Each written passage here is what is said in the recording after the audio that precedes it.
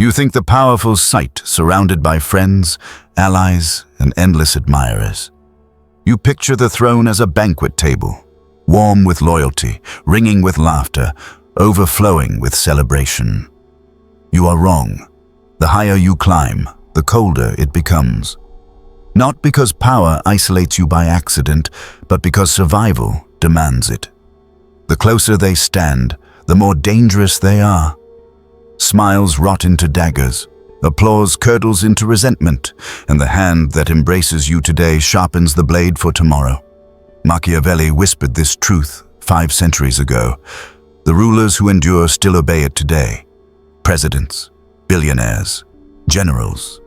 They are never surrounded. They are fortified. Their fortress is not stone.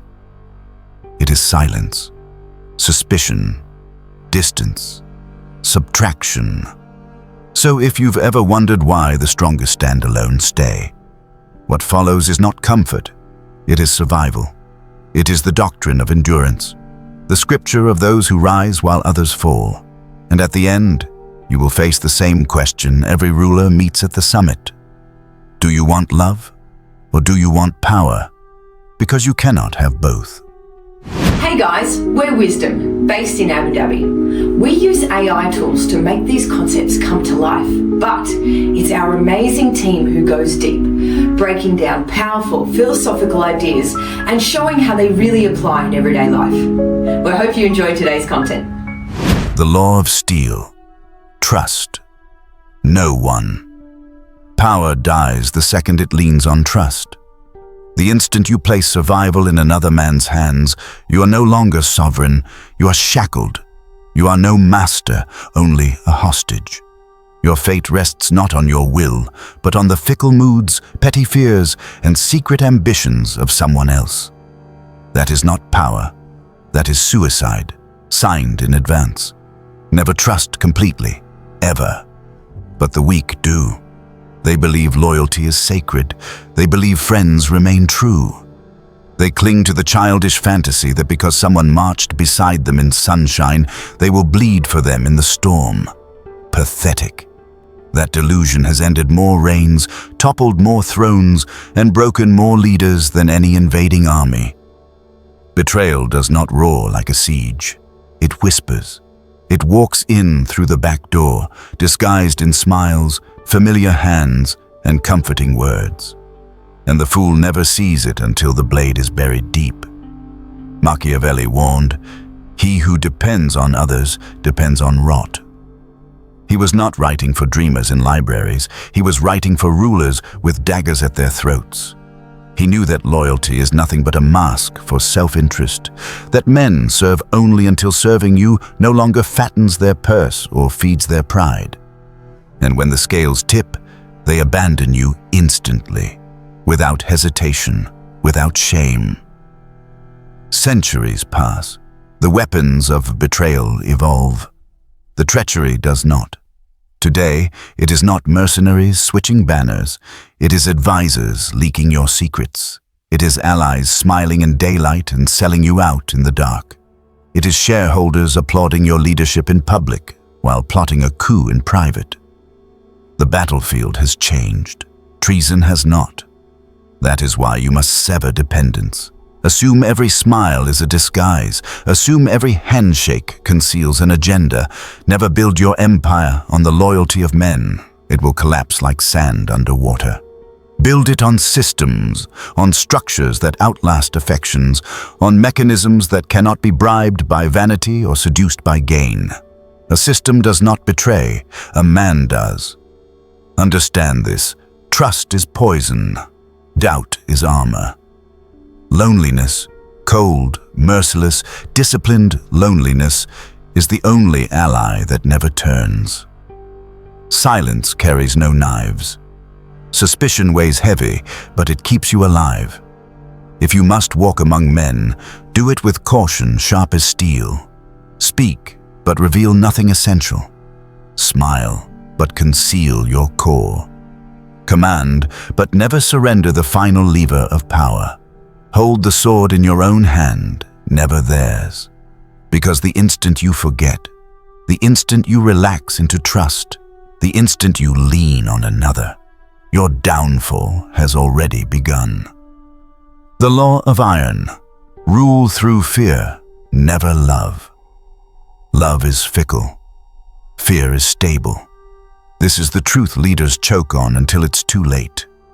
The applause is sweet, the affection intoxicating, the warmth of being liked convincing. You think their smiles mean loyalty. You think their praise means safety, weakness. Love is soft currency. It spends quickly. And when the purse is empty, it buys you nothing. You crave affection because it feeds your vanity. You crave to be liked because you mistake it for security. But affection does not shield. It exposes. The man who hungers for love bends himself into a beggar. He flatters. He compromises. He trades away authority for approval. And when the winds shift, those who once cheered him abandon him instantly, because love binds nothing. It dissolves in heat, in pressure, in crisis. Machiavelli cut through the illusion. It is better to be feared than loved, if you cannot be both. Why? Because love binds weakly, like a thread that snaps under strain. Fear binds like chains of iron. Men may not love you tomorrow, but if they fear you today, they will still obey tomorrow. Love collapses with fortune. Fear survives disaster. Look around. Politicians bask in applause as long as the coin flows and the skies are clear. But when the economy cracks, when scandal hits, the mob turns on them without hesitation. CEOs are worshipped when the stock climbs, but the moment numbers sink, adoration rots into hatred. Love evaporates. Fear endures. So cut the need to be liked. Stop crawling for smiles. Do not chase applause. It is a throne of sand. Cultivate respect through distance. Create uncertainty about your limits. Let silence suggest the punishment for crossing you. When you speak, do not hope for nods. Speak as one who expects obedience. Let affection be optional, but make respect unavoidable. Understand this. Love may fill the room, but fear locks the door. Love is treacherous, fragile, unreliable. Fear is loyal. Fear is durable. Fear makes men move against their will, even when their hearts rebel. Love makes you weak. Fear makes you sovereign. Choose fear, always. The law of the void. Speak less, strike harder. Words expose. Silence shields. Every sentence you speak chips away at your fortress. Every explanation is a gap for enemies to pry open. You think explaining yourself builds trust. You think being understood makes you safe. Pathetic. Each justification hands your rivals a dagger. Your fears, your ambitions, your plans, all laid bare for them to stab. The man who talks too much parades his weaknesses like trophies. He clarifies his doubts. He gifts his strategy. He pleads for agreement. He begs for approval. And in that begging, he becomes readable. Readable men are killable. Silence, by contrast, is armor. Silence is shadow. It is the mask that hides the mechanism, while others flail and reveal their hands. Machiavelli counseled princes to wear virtue as a mask and to bury their true ends. Why? Because once your design is known, it can be opposed, undermined, destroyed. A silent man is a riddle. Riddles cannot be attacked cleanly. They force opponents to guess. They cause mistakes. They create opportunity. Look at the durable leaders, the ones who last. They do not spill secrets to flattering microphones. They do not overshare in meetings. They do not allow their next move to be read like a horoscope. Their killer advantage is unreadability. Their enemies grope in the dark. They stumble. They misstep. They quit. So speak less. Let silence become your signature. Withhold intentions until they are irreversible. Let others drown in speculation while you move like a shadow. A man who says nothing cannot be contradicted, cannot be betrayed, cannot be boxed in. Every withheld word increases their uncertainty, and uncertainty is a blade you hold at their throat. Master your silence. Make restraint habitual. Train your mouth as you would a weapon. The discipline of silence steals you from rash impulses. That internal restraint becomes external control. When men cannot read you, they cannot coordinate against you. When they hesitate, you act. When they doubt, you dominate. Remember, uncertainty terrifies more than any speech.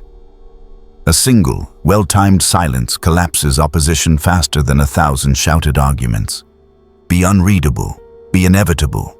Speak seldom, strike always. The law of distance. Keep the dagger outside arm's reach. The closer they stand, the more dangerous they become. You believe intimacy breeds loyalty. You believe those seated beside you are the safest allies. Naive.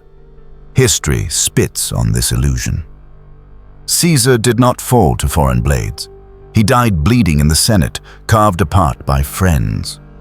Betrayal never marches from the faceless crowd. It strikes from the hand already resting on your shoulder.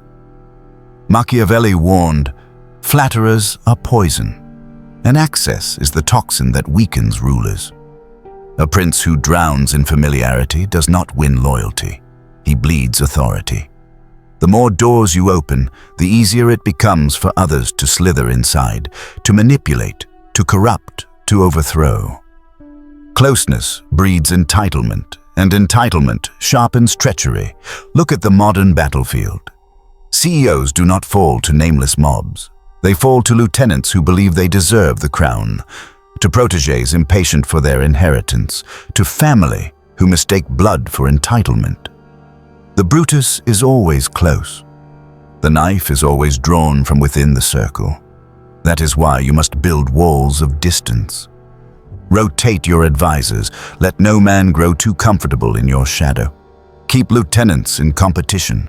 Let each fear the other more than they dare threaten you. Never let one voice rise above the rest. Never let one man feel indispensable.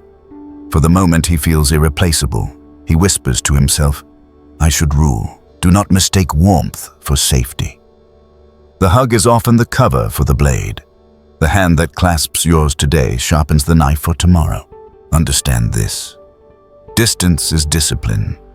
It trains you to command from strength, not from friendship, and that discipline becomes domination. Your circle obeys because they fear exclusion, not because they imagine equality. The leader who masters distance rules unchallenged. The leader who collapses into intimacy dies surrounded. Keep them close enough to serve, never close enough to strike.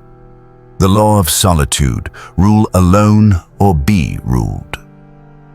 The solitude of rulers is not tragedy, it is design. The higher you climb, the fewer hands you permit near the crown.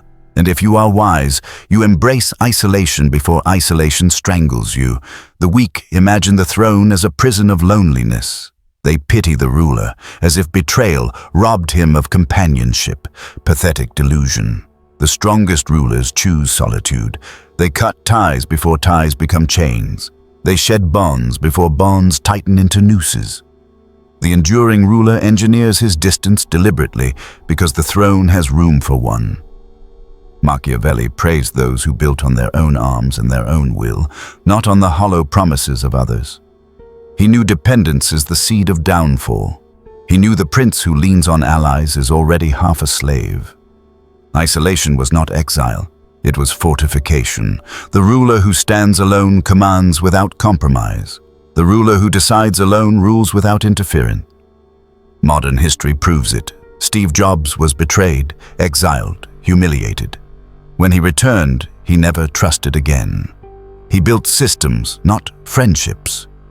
He designed solitude into his empire, so betrayal could never strike him twice. Warren Buffett keeps his grip not by drowning in advisors, but by keeping his circle narrow, his counsel narrower. Silence, distance, solitude, his weapons of control. You must do the same. Audit your circle. Purge liabilities disguised as loyalty. Eject the flatterers, the parasites, the weak voices that corrode clarity. Build walls of process, not people. Systems, not dependence. Information, not intimacy. Understand this. Solitude is not weakness. It is absolute control. The man who stands alone cannot be outvoted, outmaneuvered, or betrayed. The man who engineers his own loneliness becomes unassailable. He rules while others beg. He endures while others fall. Rule alone, or be ruled by those you trusted. The law of awe. Keep your distance. Command their reverence. Familiarity breeds contempt. Distance breeds reverence. You crave accessibility. You want to be approachable, relatable, human, pathetic. The closer they come, the more flaws they see. The more flaws they see, the faster respect rots. Accessibility never builds loyalty. It breeds disappointment. It breeds criticism. And in the end, it breeds hatred. Machiavelli warned rulers of one danger above all: never become hated. The surest way to avoid hatred is brutal in its simplicity. Project virtue, but remain untouchable. Appearances inspire. Distance preserves them. A ruler who is always present becomes ordinary. Stripped, dissected, forgettable. But a ruler who appears rarely, only on his own terms, becomes myth. Unreachable, unquestionable, untouchable. History carved this truth into stone. Elizabeth I never married, never surrendered to any man. She turned solitude into leverage, distance into domination. For 45 years she reigned, not because she was adored, but because she was feared, respected, cloaked in mystery. Her absence magnified her presence. When she appeared, it thundered. You must do the same. Control appearances with surgical precision. Reveal yourself sparingly, and only when the stage is yours. Appear enough to remind them you exist, never enough for them to grow casual. Restrict access. Make every audience feel like stolen fortune. Make every word you utter followed by silence so heavy it crushes the room. Understand this. Respect grows only in shadow. Mystery is the fertilizer of reverence. The man who is visible but unavailable becomes larger than life. The man who is always present shrinks into dust. Presence is power only when rationed. Distance turns men into legends. Be present, but never reachable. Visible, but never touchable. This is how distance becomes awe, and awe becomes obedience. The law of subtraction. Cut until only power remains. Power is not addition. It is subtraction. Weak men believe strength comes from multiplying allies, stacking connections, weaving vast networks to guard their throne. Fools. Every tie is liability. Every voice is fracture. Numbers do not fortify you, they dilute you. The coward clings to friends and allies, praying that more hands will steady his crown, but more hands mean more daggers. History makes the point in blood. Rulers rarely fall to enemies outside the walls. They are betrayed from within them. The more people you trust, the more knives are poised to cut you. Machiavelli stripped away the illusion. Men are ungrateful, fickle, false, cowardly, covetous. They cannot be trusted. They will not be loyal. They will serve you only until it no longer serves them. Depend on many, and you are ruled by them all. Depend on none, and you rule absolutely. Modern power follows the same law. CEOs are not destroyed by competitors. They are devoured by their boards. Generals are not undone by the enemy. They are betrayed by their allies. The math of survival is subtraction, not addition. So you must cut. Strip dependence to the bone. Burn away the excess. Simplify chains of command until no one can paralyze you. Reduce variables until betrayal becomes impossible. Build systems where no single man can topple you, no alliance can bind you. Subtract until only strength remains. This is discipline. The refusal to hoard allies, the will to cut attachments before they cut you, and discipline becomes domination, because when no one holds leverage over you, no one can move against you. Power is not who you add, power is who you remove. Rule by subtraction, and what remains is indestructible. Machiavelli did not write for saints. He wrote for survivors. He knew the throne is not warm. It is not shared. It is not safe. The throne is cold, hard, and solitary by design. The fortress of power is not mortar and stone. It is silence, distance, suspicion, restraint. It is built not for comfort, but for endurance. The rulers who last are never those who embrace the mob, who live for applause, who hunger for love. They are the ones who stand apart, unmoved, unreadable, untouchable. So ask yourself, do you want love or do you want power? You cannot have both. One softens you into weakness, the other hardens you into steel. One dissolves the moment the storm arrives, the other sharpens with every strike. Those who choose love will be forgotten. Those who choose power will stand alone, enduring, feared, obeyed. Choose, because in the end, the summit belongs only to the solitary. Thanks for spending time with us. If this sparked a new way of thinking, hit like and subscribe to keep the ideas flowing. And don't forget, check the description for the links to the resources and the original books we used today. We'll see you in the next one.